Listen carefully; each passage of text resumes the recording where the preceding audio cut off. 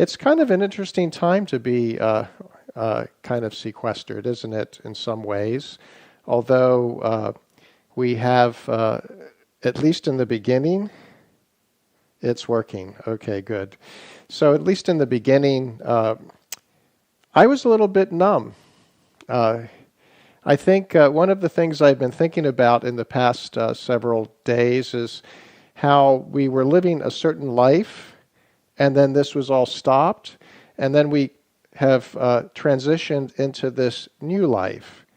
So you could say that the old life, it's almost like it died. It's no more.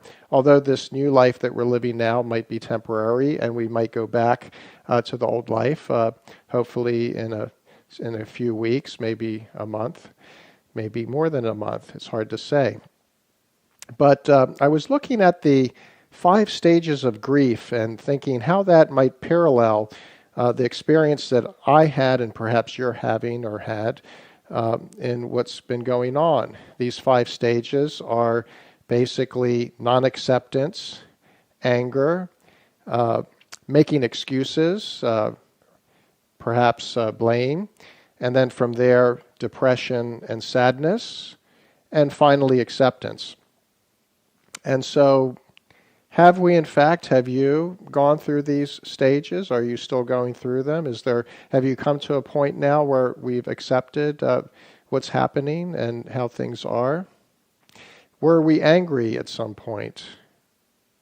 Was there a kind of blame? If only so-and-so did this, if only I did that, and so on. Was there anger? Was there blame? Was there a kind of depression, this numbness, feeling numb? That's a sort of depression, sadness too. Fear, fear from, especially for those of us that are not working and wondering how we're going to make ends meet. And then finally acceptance. Ultimately we have to accept how things are, and perhaps now we can start to look at, this new life that we've created for ourselves, or creating. We should take a moment to look at what it is that we're doing. What are the new habits that we're forming? Are we forming habits that are positive for our health and well-being, or are there habits that we're engaging in that are not positive for our health and well-being? A good time to take an assessment about this. It's an important time for us now with this pandemic that we keep ourselves healthy. It's the best way we can, it's the best thing for most of us to do. We should be grateful to our healthcare providers and our first responders who are putting their lives at risk to help people that are sick. And we should send them our thoughts of wellness and gratitude whenever we can, and to offer our help when we can. But going back to keeping ourselves healthy, what are those aspects that keep ourselves healthy? Well, first of all, a proper diet and good sleep, very important for us. And then there's exercise. The yoga practice, the asana that we'll engage in is a form of exercise, but beyond that, taking walks, doing some kind of aerobic exercise for the heart and lungs, because after all, this illness attacks our ability to breathe, and so having a strong breathing capacity is very important. And so in this practice, I'll be introducing a pranayama called the breath of fire in a kriya that's called the ego eradicator. So some of you that have been practicing already with me know about this, and maybe some of you don't know. And so we'll be doing this near the beginning of our practice. And so what I was trying to say in the beginning when the sound wasn't working is that my intention and goal is to add on little by little as we move along and make the practice progress for us. In the initial phases of a yoga discipline, asana becomes the predominant thing. But as you move along in your practice, then the asana is part of it, but then it grows. It grows into the other aspects of body, physical body, breath, and mind. Ultimately, the practice of yoga is a practice for the mind. And we can already experience this in our asana practice as we come to the end of it and we experience a kind of bliss that we will all find together. So let's get started. The first thing is to make sure you're in a comfortable seat. There are some different seated postures. The one that is most familiar is the easy pose, or sukhasana, the easy seat. The term asana means seat, and the easy seat simply has the feet underneath the shins. Another variation of the seat is siddhasana, which basically has one leg in front of the other as I'm sitting here. And it's important for you to find the seat that's comfortable for you. Also, you might see that I'm lifted, that I'm sitting on top of a block. You can sit on a block or a pillow. The seat itself that we're in here is the most fundamental asana in yoga, to be able to sit comfortably. And so find a way to sit comfortably, to be able to relax yourself. And once you're there, notice how you're sitting. It's important, you may need to sit on top of a block or a pillow so that you can lift your hips up a little bit. Otherwise, if you find yourself kind of hunching in your seat, then what's happening is that the spine is not in a straight line. It's not vertical. And what we want is the spine to be vertical. And to do that, we need to be able to rock our hips forward slightly. And it might be helpful for you to sit on top of a pillow or a block as I am. The next step is to notice how the spine is and to straighten the spine. So as we come into our seat, our asana, then we can begin to deepen our breath. The most important part of the breathing cycle, in my opinion, is the exhale. If you exhale completely, the inhale comes almost automatically for you. And so begin with an exhale, drawing your navel in toward your spine, and notice how that action pushes all the old air out of your lungs. And then we'll breathe in slowly. The count of 4, inhaling for 4, 3, 2, 1. And then we go back to the exhale. Again, a count of 4, drawing the navel in toward the spine. This breathing cycle is called the balanced breath. Sama vritti pranayam. So sama meaning equal or balanced. Vritti meaning fluctuation. And pranayam is the breathing exercise. Prana meaning the first unit of life energy. And yam is the observance. Pranayam. So the sama vritti pranayam is the equal or balanced fluctuations of the breath. As we continue with this breathing cycle, as you exhale, notice if there's a little bit more air that you can push out of yourself by drawing your navel in toward your spine. As we go into our asana practice and begin to move more, we want to keep this same kind of breathing cycle, this balanced breath, unless I ask you otherwise. And ideally, we're breathing through the nostrils and not through the mouth. The mouth can be closed. We breathe through the nose. If your nose is clogged up, of course, you'll have to find another way. And so you can purse your lips and breathe through the lips quietly. You may have heard of the term Ujjayi prana breath, Ujjayi breath, and this one involves a slight constriction in the throat, just like when you're whispering, hello, hello, hello. So there's a slight constriction in the throat, and it makes a sound like the sound of the ocean. And this should be practiced in such a way that it's very subtle. So instead of sounding like you're snoring, making a loud sound, try to make the sound, if you are making it, so that it's very subtle, so that only you can barely hear it.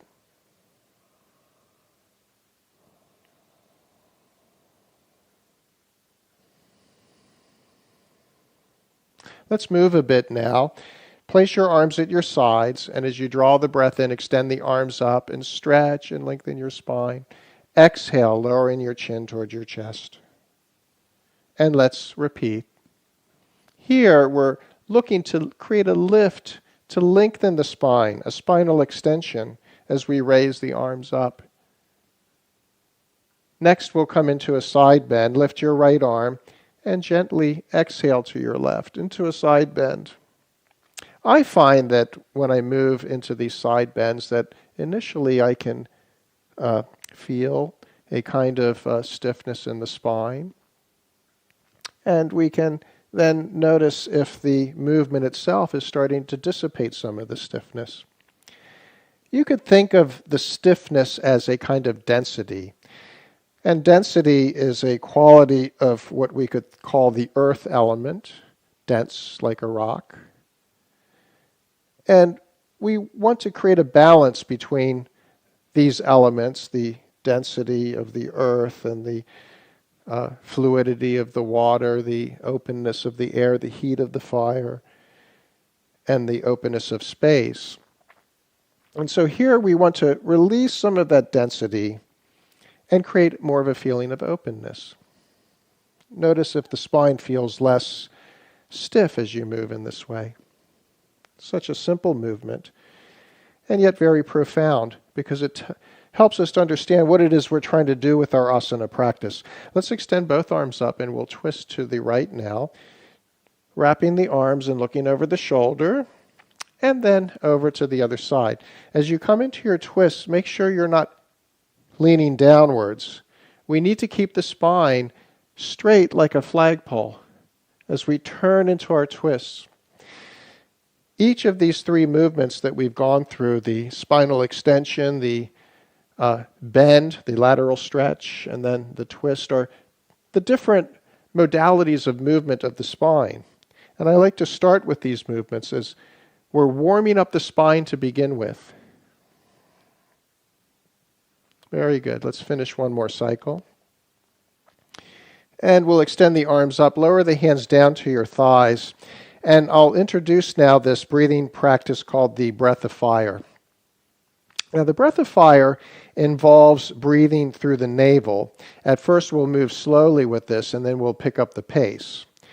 The slow movement is called diaphragmatic breath, a little bit different from breath of fire. So the diaphragmatic breath, or bellows breath, as you inhale, expand the belly out, and as you exhale, draw the navel in. Now, this is different from what we were just doing a moment ago, the full breath, breathing in completely all the way through into the upper, what feels like the upper body. Here we're focusing on the navel itself.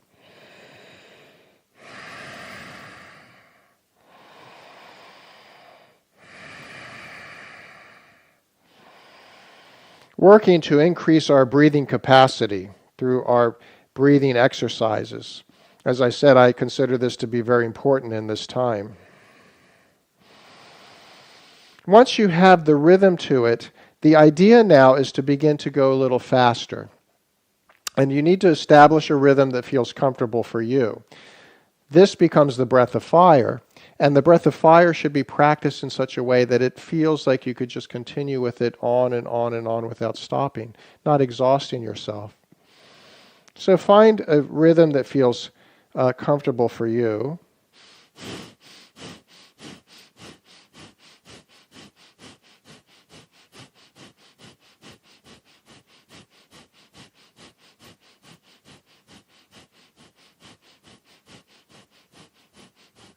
Take a deep breath in and exhale out. So that's our breath of fire. And the Kriya that I spoke about earlier, the ego eradicator, has a body position, an arm position that we will hold. We'll do the breath of fire for a short time together with this Kriya. And the Kriya, keep your arms down for now so you don't tire yourself. The arms are going to extend up. The spine is straight, and we're going to take our fingers and fold them down so that the thumbs point straight toward the sky. Notice if your elbows bend and extend and point the thumbs up as you fold your fingers down. Now, we might have a tendency of lifting up the shoulders, and that's going to tire us out. We need to draw the shoulders down and feel as if the work is projecting from the backside of the body, from in between the shoulder blades as you're kind of projecting out with it. So come into the position. We can close our eyes as we're working with it, and we'll go for a short time, maybe less than a minute. So let's begin. Be gentle with the breath. Notice if you're tensing up, try to relax.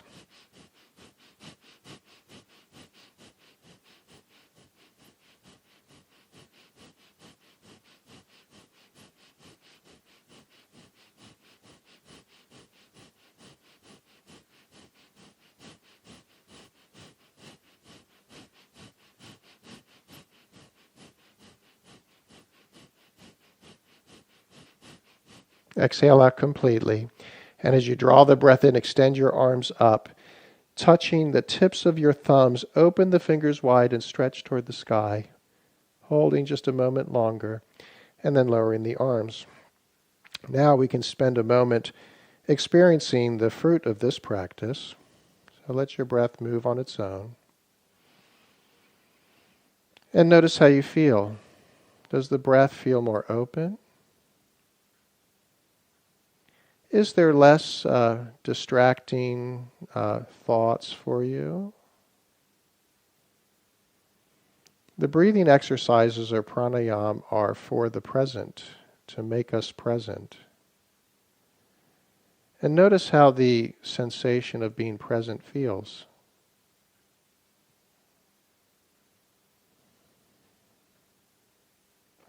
Let's continue on now. We'll come onto our hands and knees. Now your mat can be facing me, but I've placed mine perpendicular to you so that you can see what I'm doing. We come into a shape called 4 points. Draw the breath in, and as you exhale, move back into your heels, into a shape called child's pose. And as you inhale, rise back up onto your hands and knees. We'll tuck the toes under, lift the knees off the floor, and press back into down dog as we exhale. Then lower once more onto the knees, and exhale back into the heels in child's pose. So let's continue with this cycle.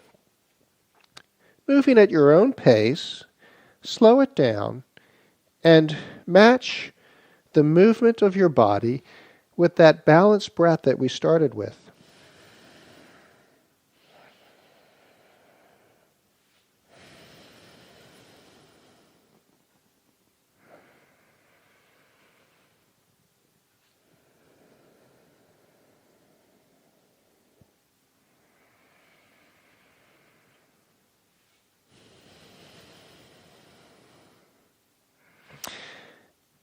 As we next come into child's pose, let's take a moment here. Just let yourself release. The child's pose is such a simple asana, a seat. Asana means seat. Such a simple one, and yet it's again a very revealing posture to us. As you stay, simply relax. Continue drawing your navel in towards your spine as you exhale. And here we can just simply observe how tension again slowly drains away. As we stay, we simply let go. The letting go happens with your exhale. Exhale completely and feel yourself slowly melting toward the earth. Feeling the tension releasing in the muscles.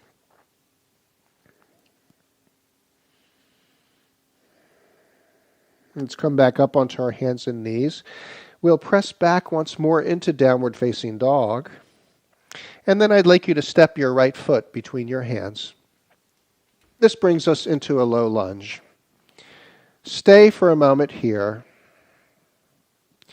Bring your attention to your spine. Extend the crown of the head away from your body. As you press your left heel toward the back wall, feel the spine lengthen and straighten.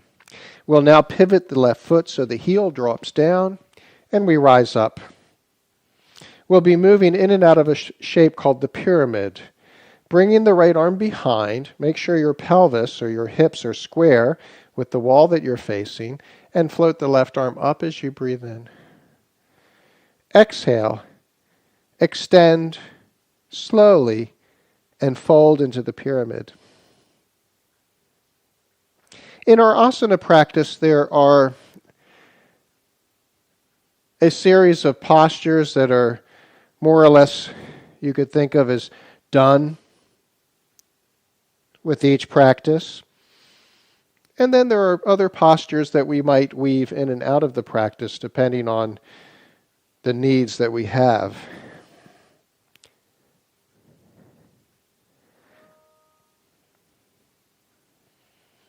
Notice as you exhale into this shape, the pyramid, Parsvottanasana, a release in the backside of the body. It's a forward bend with only one leg extended.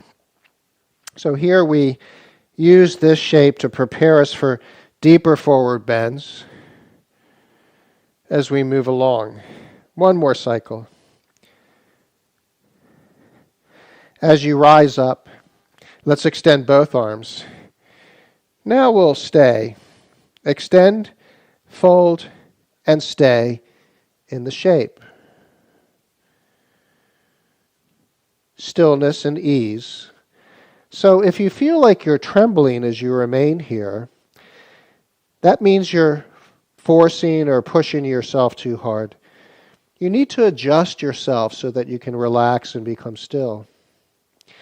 The release that we'll be feeling here is mostly in the hamstrings of the right leg that's extended in front. As we did in the child's pose, we need to be able to relax and feel the tension slowly dissipating. The muscles are releasing tension. We call this stretching, but the muscles are not stretchy like rubber bands.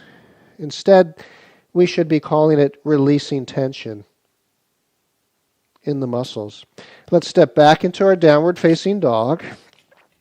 And as you step back into the shape, notice if your right side and your left side feel different.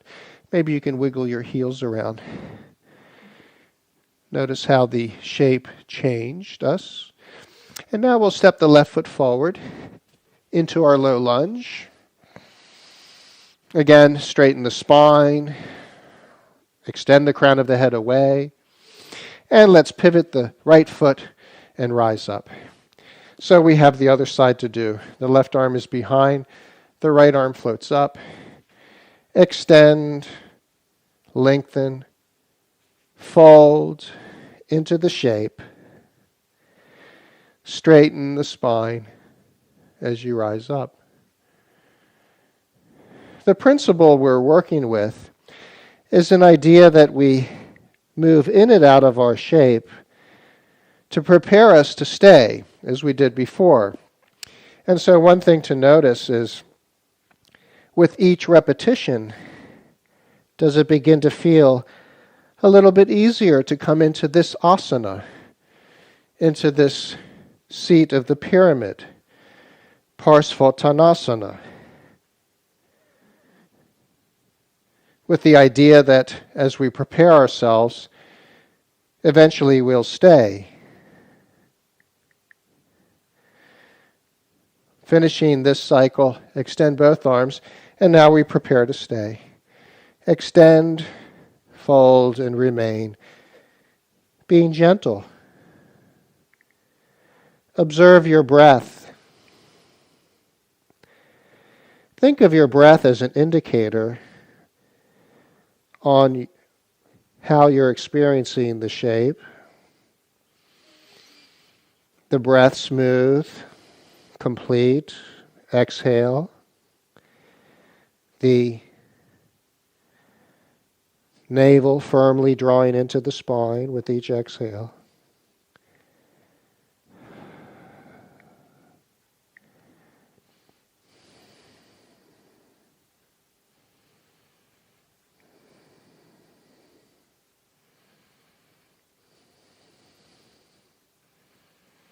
Let's step back into our downward facing dog and take a moment to stay. In the down dog, at least in the beginning, the knees can be bent. The important aspect in the downward facing dog is the spinal extension. We want to be able to extend our bottom away and feel the spine lengthen, firmly drawing the navel in toward the spine as you exhale.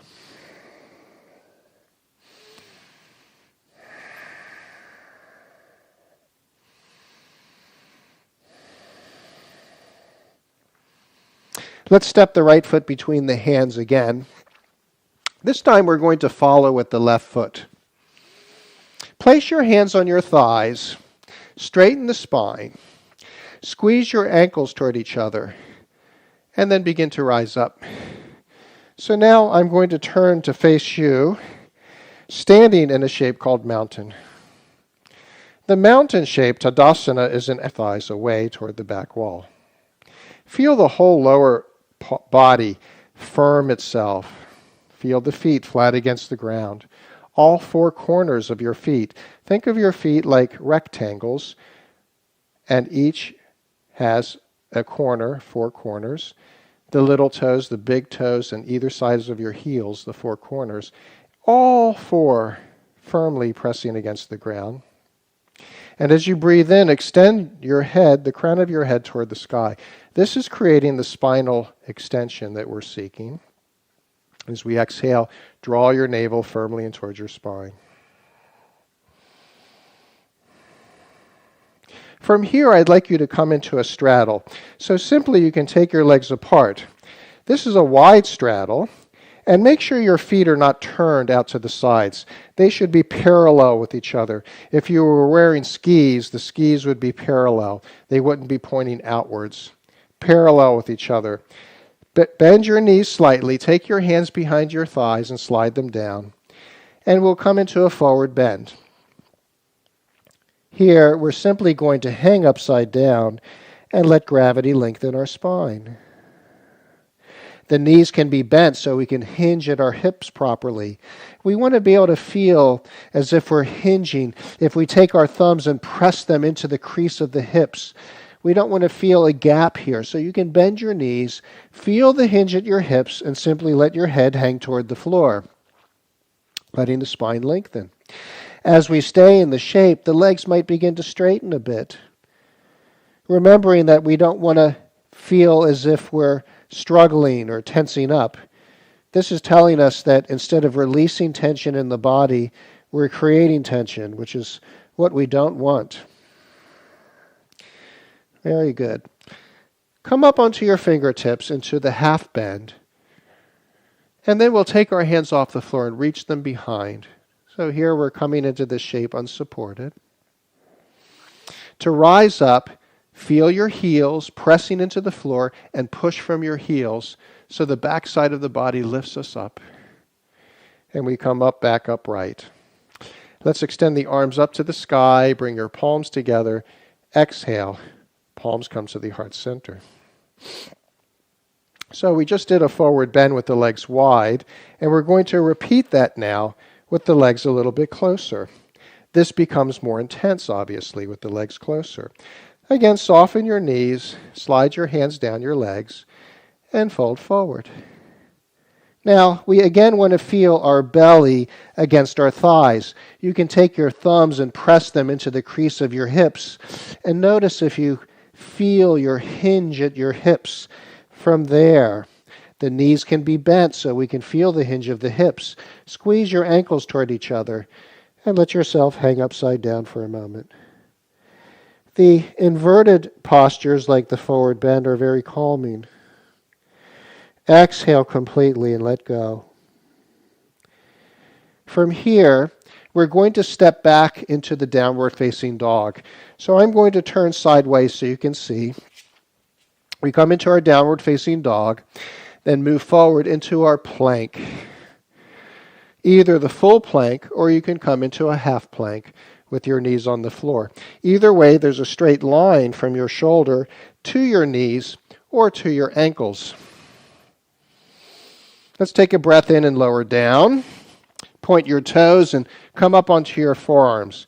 Your forearms about the width of your shoulders, maybe slightly wider. Squeeze your legs together, tuck the pelvis under. And as you breathe in, lift your chest and feel a release in the thoracic spine, in the front of your chest where your heart center is. Breathing deeply. And on the next breath in, let's bend the right knee, flex the heel, and draw it towards your bottom. And feel a kind of tugging sensation in the lower right side of your waist. Then the left heel, bend the knee, draw the heel in, feel the tugging on the left side. And let's try both heels together. Flexing the heels, draw them in, feel the tugging on both sides. Let's lower down. Place your hands on either side of your chest, tuck the pelvis under again, keep it tucked under, and draw your elbows against your sides. Basically the same movement, but a little bit deeper. This shape is called cobra. And again, the focus is on expanding the chest. Breathing deep into the heart center and as if you're trying to reach the center of your chest forward, keeping your chin tucked. There's no reason to lift the chin in this movement. Breathing deeply and expanding the chest as you rise up into cobra. Let's rise and stay for a few breaths. Don't hold your breath here. Breathe deeply.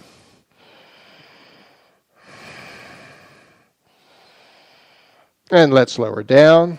Come up onto your hands and knees. And we'll sit back in child's pose just for a moment. Let yourself release back into the shape. Let go.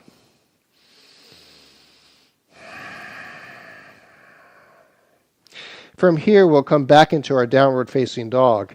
Rise up onto your hands and knees and press back into the down dog.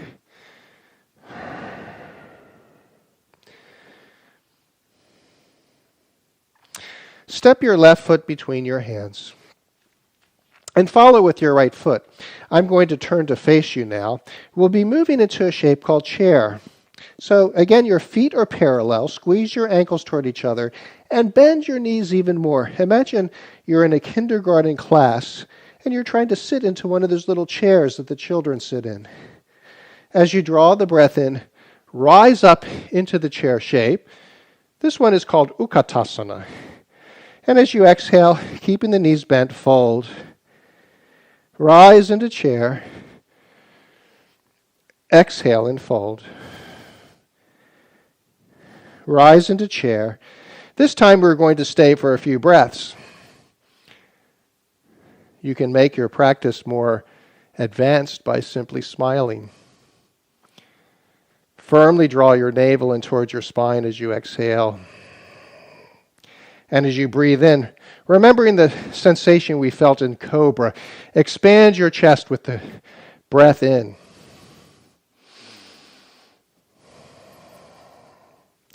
Notice that this shape builds heat.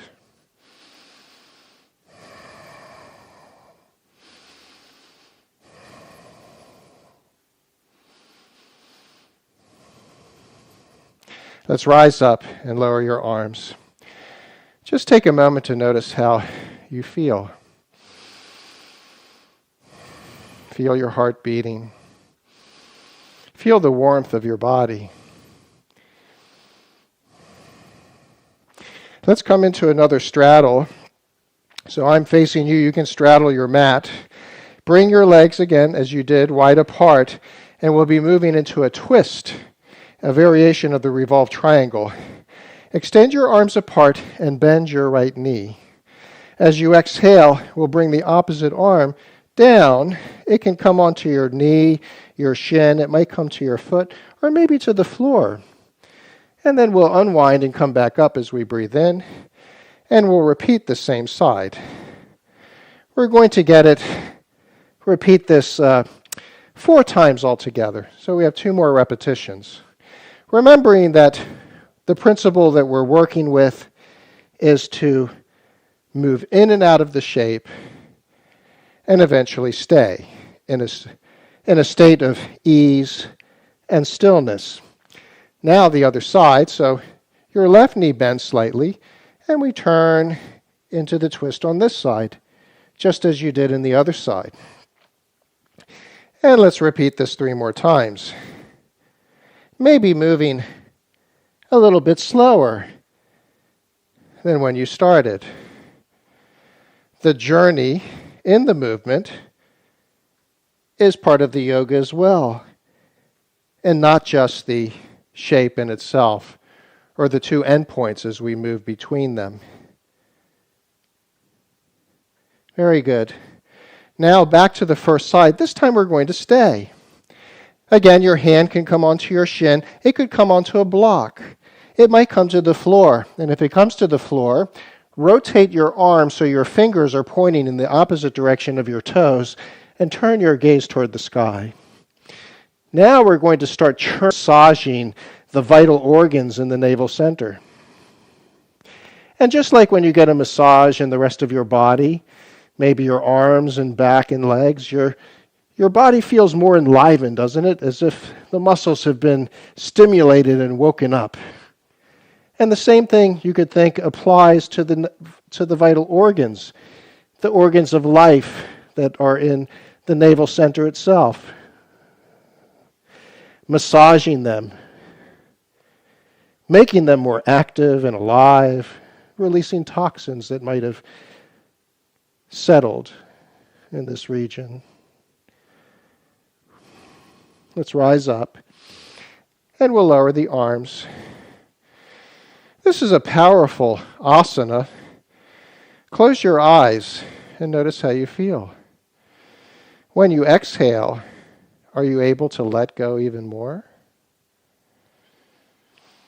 The letting go is partially in the physical body to release the tension, but there's a kind of letting go in the mind too. The mind letting go its worries, its anxiety.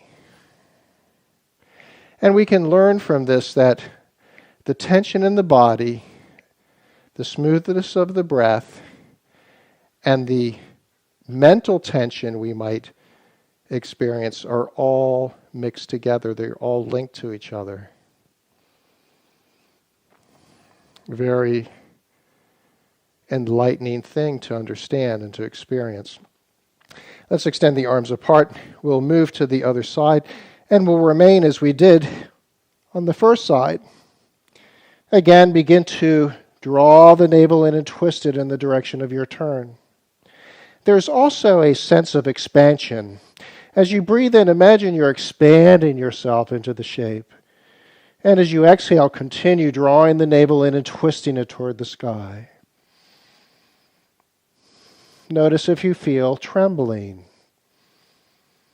Smooth your breath out and be still. This trembling comes partially from fatigue in the body, but also trembling, just trembling in the body, coming from the mind, creating tension in the body, trembling in the body, unsteadiness. Our state of mind influences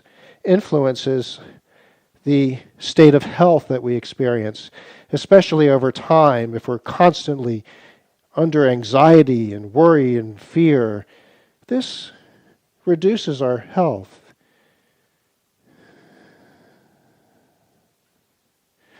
Let's rise up, lower the arms down, and again close your eyes. Notice how you feel.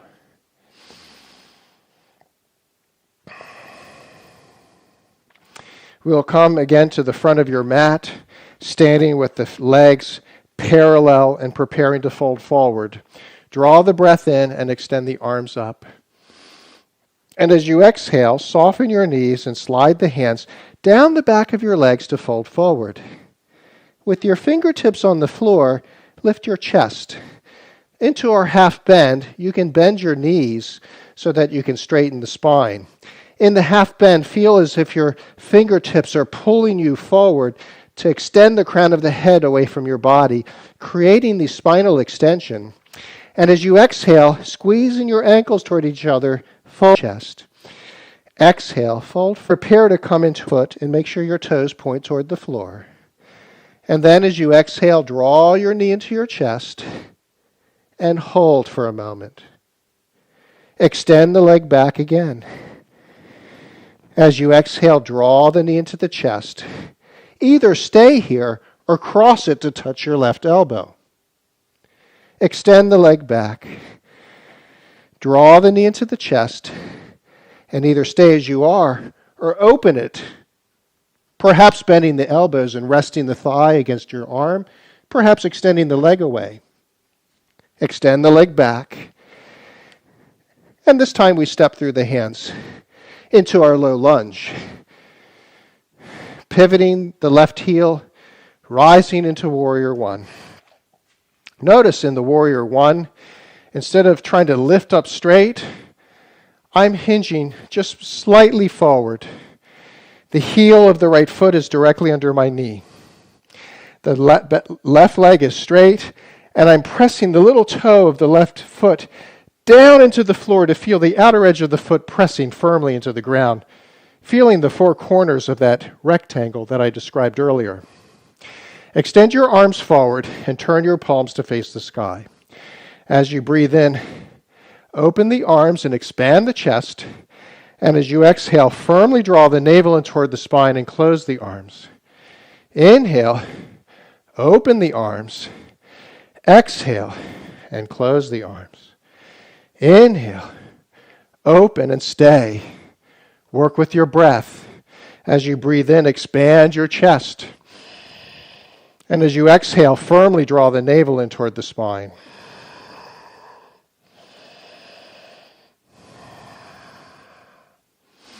Extend the arms up.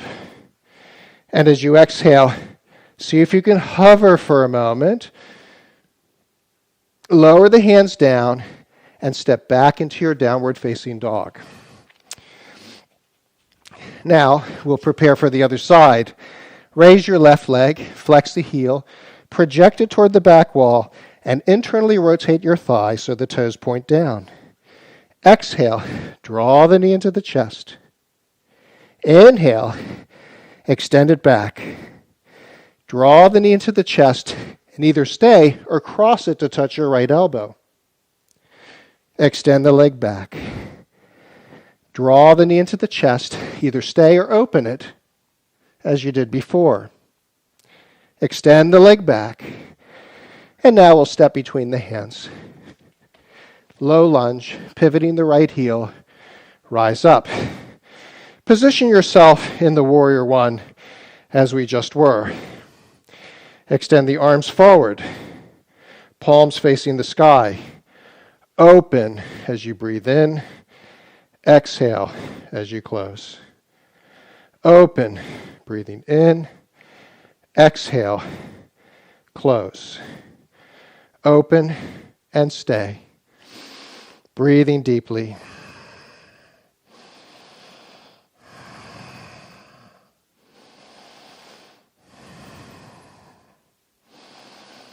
Extend the arms up, and we'll linger for a moment if you can, lengthening the spine, lowering the hands down, stepping back into your downward facing dog. Come forward into plank, and either be in the full plank or the half plank as we prepare to come into the four-limb stick. This shape involves bending the elbows, but not coming to the floor. As you breathe in, take a breath in, and as you exhale, move forward, bending your elbows, at most 90 degrees. Then, as you inhale, tuck your pelvis under, straighten the arms and lift the chest. Keep the chin tucked and feel the front of the body expand. Exhale into the downward facing dog. Let's repeat either the half plank or the full plank, exhaling into four-limb stick, inhaling into upward facing dog, and we move into down dog. We'll stay here for a few breaths, or drop into your child's pose if you prefer. Either way, notice if the child's pose or the down dog feels deeper for you than it did before. Again, this recognition that we're releasing the tension in the body, cultivating the aspect of spaciousness in the body. A philosophy of developing good health means we need to have space. We need the space in order for the healing to happen in the body.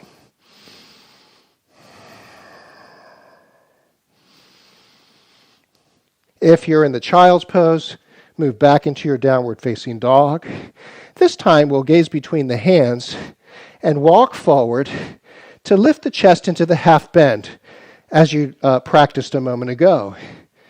Exhale and fold forward, stay, and either remain as you are, or you can take your fingers and wrap them around the toes, or possibly even step on the palms of your hands if that's comfortable for you. Lifting the chest as you breathe in. Exhale, draw the navel into the spine and fold. Inhale, lift the chest. Exhale and fold. Lift the chest.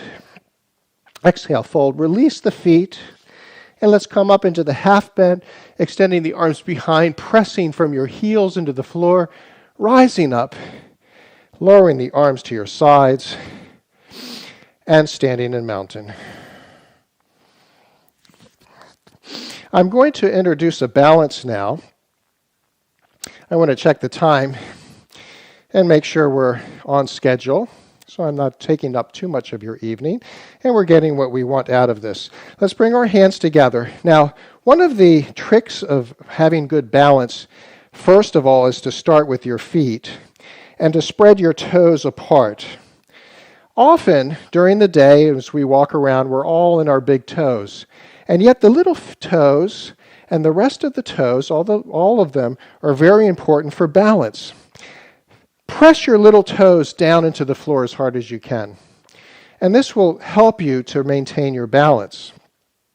The second aspect is to create a sensation of lift in the body. So as you're standing, as we were practicing in the mountain, we extend the crown of the head toward the sky. Notice that we'll also engage around the navel center when you create that lift. And this is part of the engagement that we need in order to hold our balance. Next, I'd like you to bring your palms together and float your left foot off the floor. Finding your balance, open the knee and cradle your inner thigh as you extend the other arm out. We can stay as we are, or you can try extending the leg away. You can also choose to hook your toe.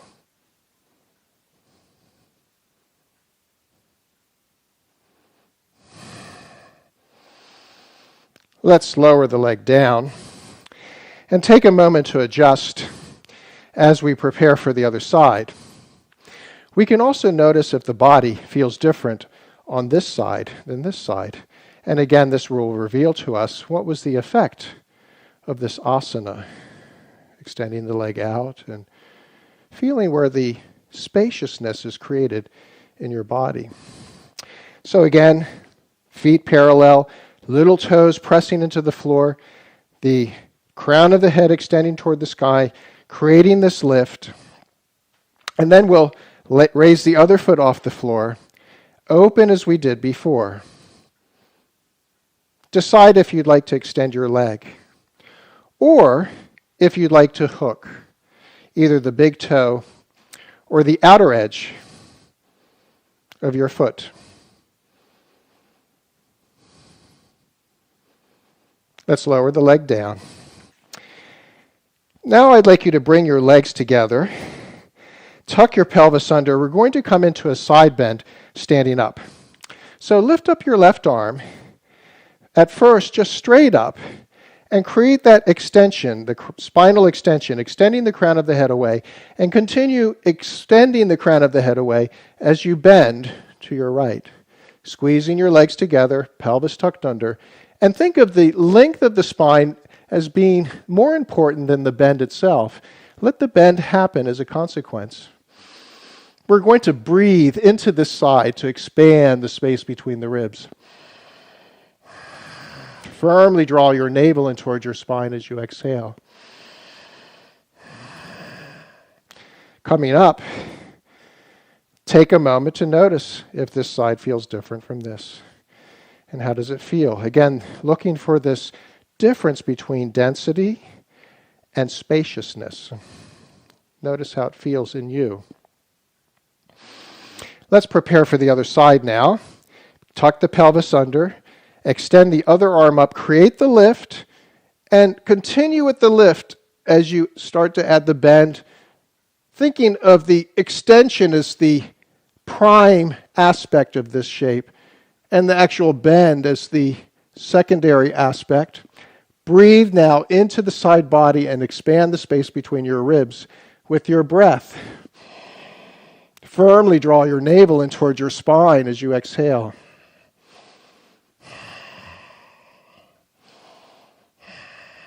Let's come back up and lower the arms. Now we can take a moment, step your feet slightly apart, and notice if you feel a balance in the two sides. We can tell better what's happening in our bodies when we feel a difference. When the two sides are balanced, we might not be able to tell so much, to be able to compare one from the other. But now that we know what the expansion feels like, perhaps we can feel it here as well. Let's interlink the fingers behind, lift your shoulders, expand the chest, soften your knees. Now, you can choose to fold forward, sliding your hands behind your legs as you did before, or you could try it with the hands interlinked if you feel comfortable with that. Let yourself hang upside down.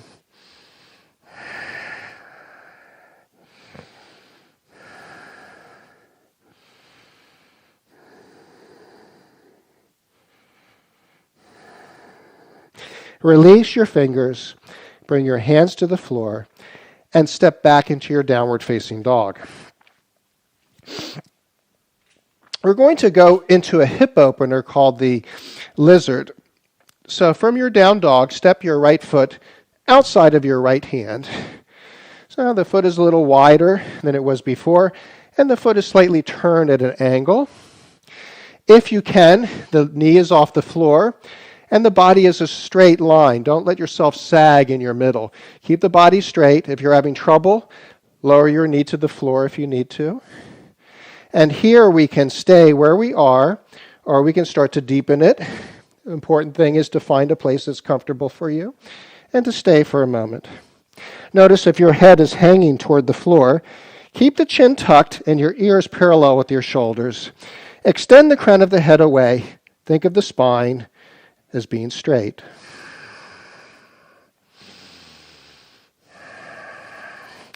We'll come back onto our hands.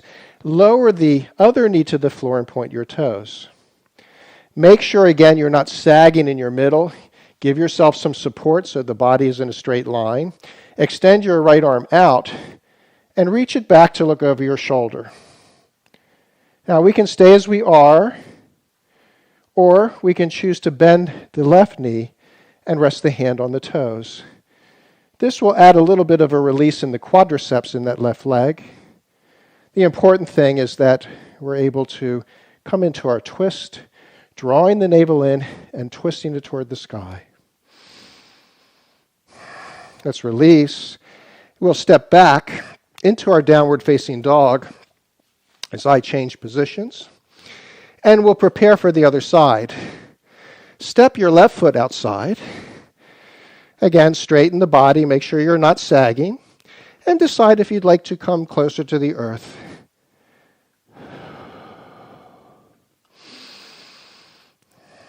Just as you did before. We'll come back up onto our hands, lowering the other knee down, pointing the toes. Again, make sure you're not sagging in your middle. Extend the arm and take it behind you to look over your shoulder, either remaining as you are or possibly hooking the toes.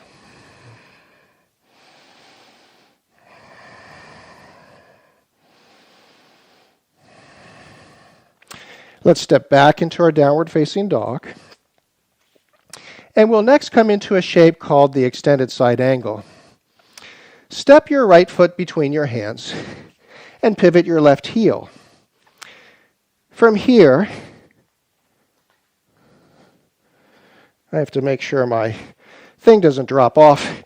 Try to scoot your left leg further behind to come deeper into this lunge. Take your right forearm, rest it against your thigh as you turn. So this is a deep lunge. Hold it for a moment. Make sure your chest and shoulders are facing the wall that you're facing. From here, we'll take the other arm, your left arm, reach it back, and extend it forward. Now we can remain here as we are with the elbow against the thigh for support. Or you can bring your hand toward the floor. But if you're having to reach down to find the floor, leave your elbow here. It's important that the spine is straight in this shape and we're not bending it.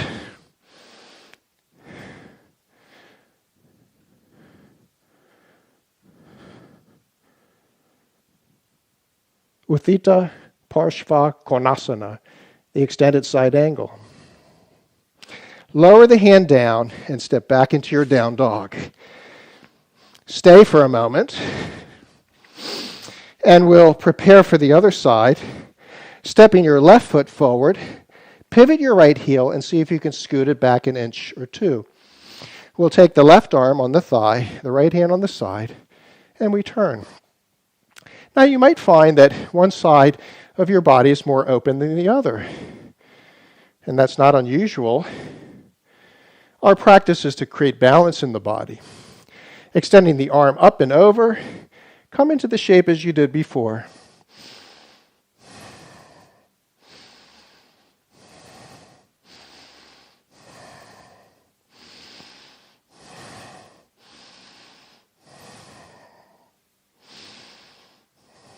Let's lower the hand to the floor and step back into down dog. From here, come onto your knees and sit back in child's pose. Let yourself release.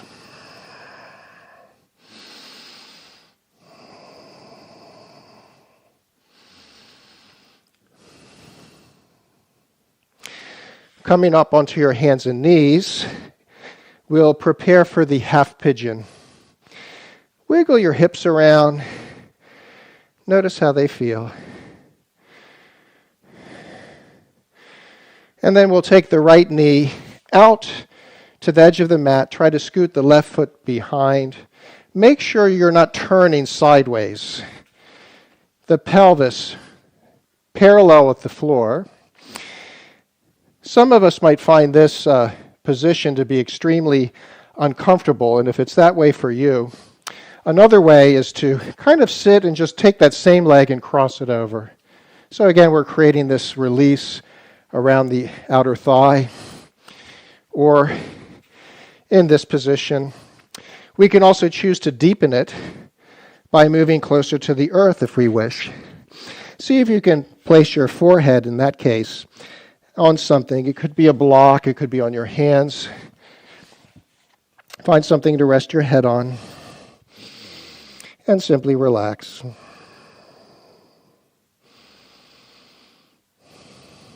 Let go with each exhale.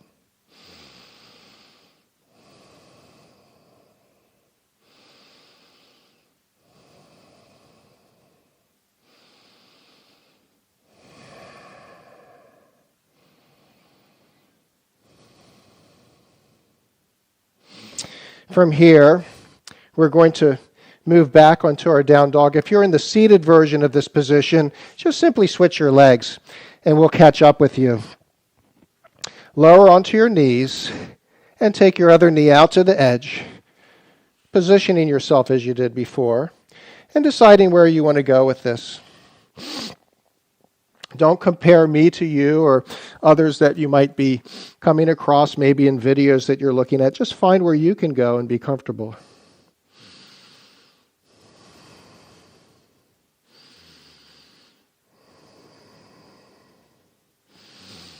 You can rest your head against a block or on your hands, whatever it is that you prefer.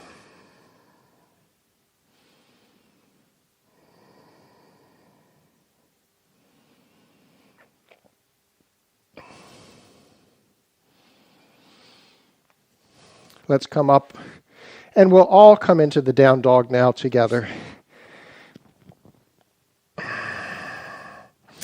Come forward into plank, and let's lower to our mat.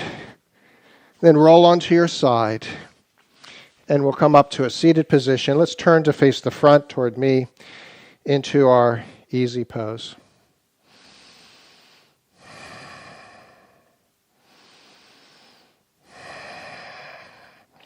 I'd like to bring us into another twist. Extend your legs forward. This brings us into a staff pose. Take your hands, and pull the flesh of your bottom away toward the back wall to feel your sits bones against the ground. Bend your left knee, draw it in, and straighten your spine. Let's cross the leg and either leave the other one as it is or bend the knee.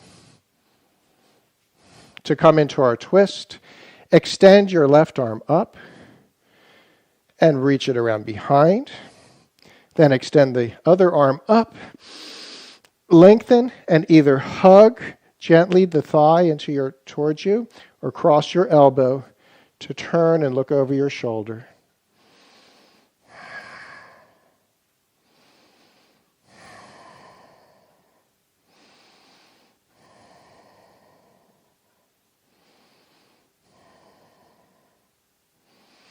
Let's unwind.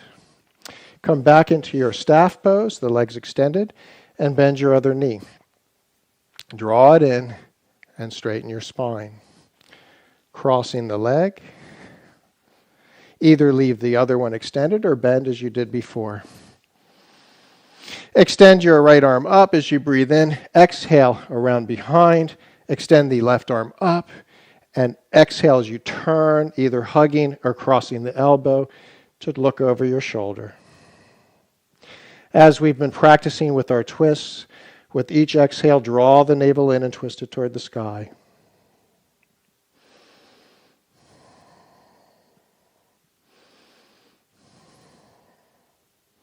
Let's unwind. And this time we'll bring our feet together in the bound angle shape. Straighten your spine. Hold it for a moment. You can think of these legs like butterfly wings and maybe gently flutter them.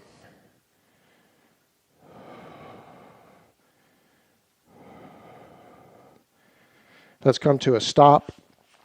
From here, bend your knees, lean back into your hands. We're going to move into a shape called boat, Navasana.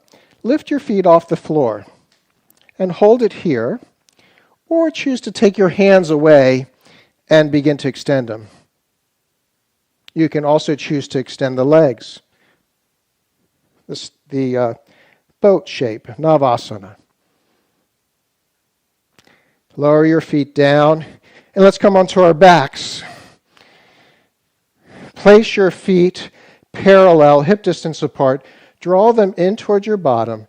Then lift the bottom off the floor and come onto your shoulders. This brings us into bridge. The arms can remain on the floor as they are, or you can externally rotate the shoulders and begin to link the fingers together underneath you. Breathing into the heart center.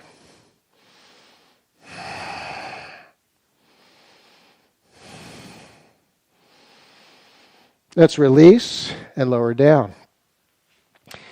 Bring your hands behind your thighs and extend the legs up.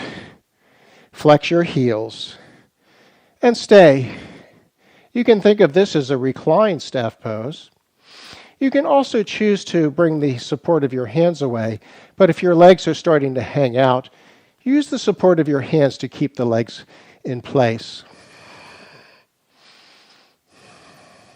Let's take our hands on inner thighs, open the legs apart, and as you exhale, squeeze them together.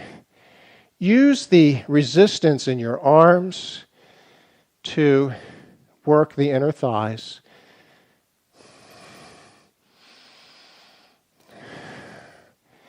Draw your knees into your chest, and let's tuck, bringing the forehead toward the knees.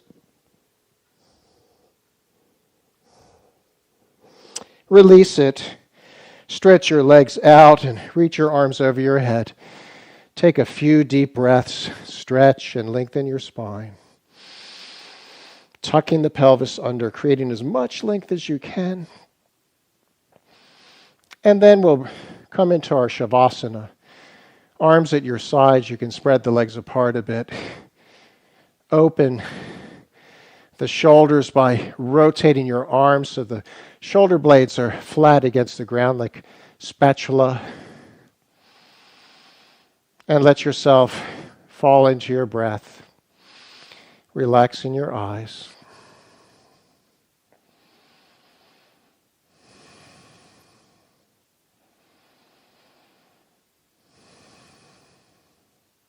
Letting go with each exhale.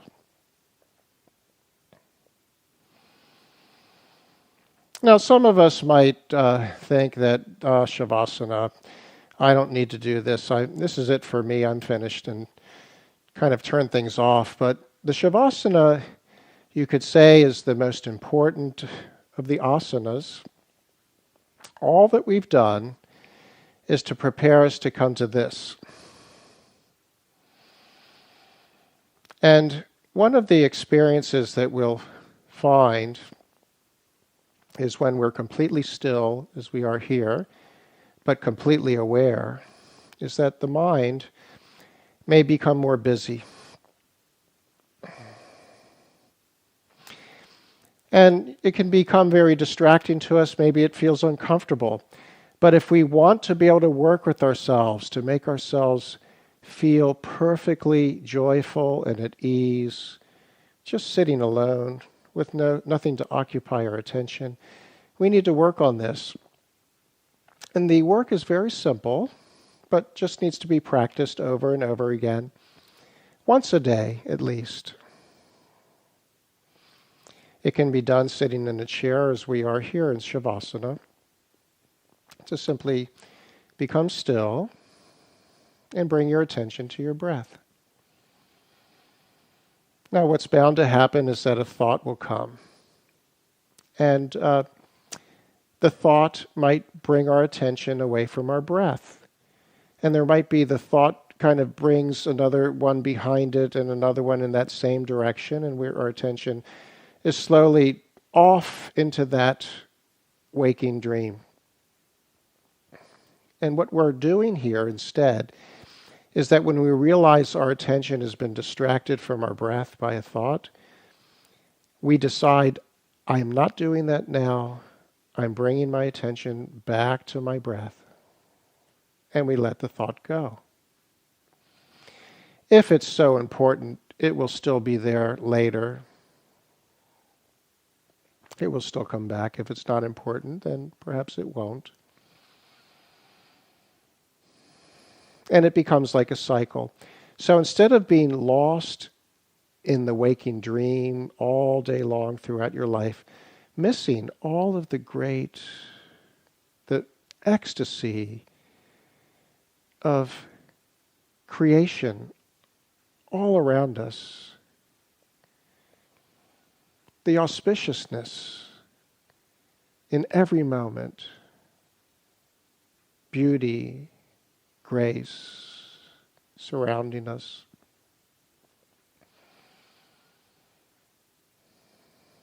We're lost in this pattern of thoughts.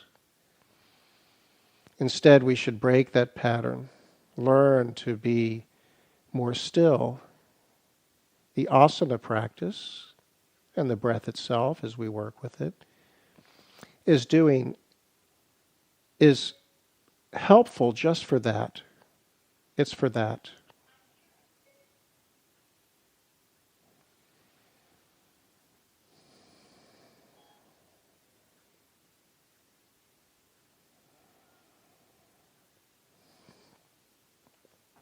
Now let's begin to wiggle our fingers and toes. Deepen the breath and slowly roll onto your left side. And from there, bring yourself back up. So we can sit upright. Just as you did in the beginning, find your comfortable seat. And let's take a moment to close the eyes and become still.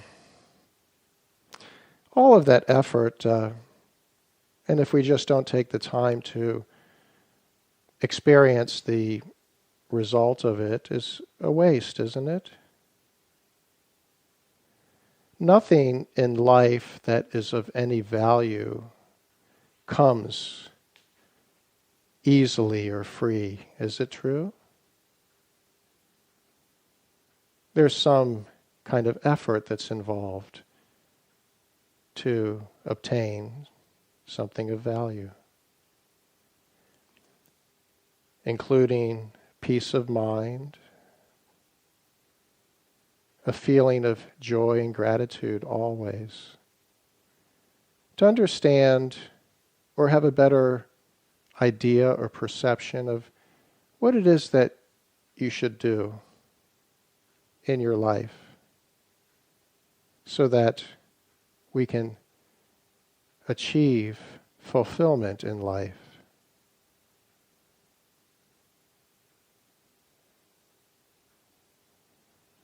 take a moment to bring your attention to your hands and your fingers. Wiggle them around a second. And then imagine that your fingers, somehow there was an accident and your fingers were cut off and you didn't have fingers. I know it feels sad, but just go with me for a moment. Just imagine that.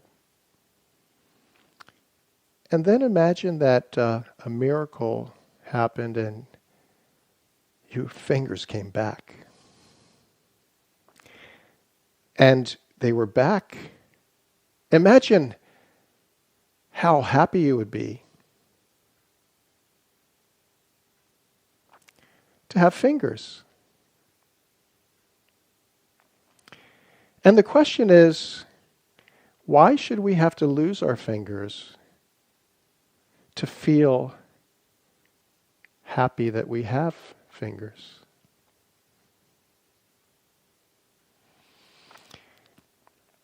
It's so simple. Let's bring our hands together. And please join me for 3 ohms to finish our practice. Take a deep breath in.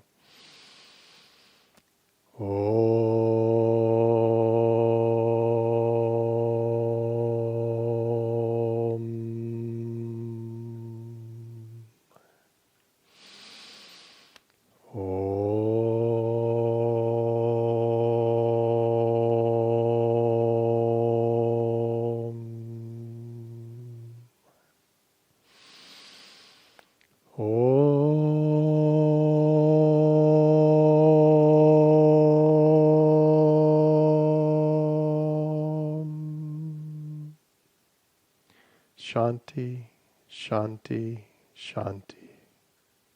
Peace, peace, peace.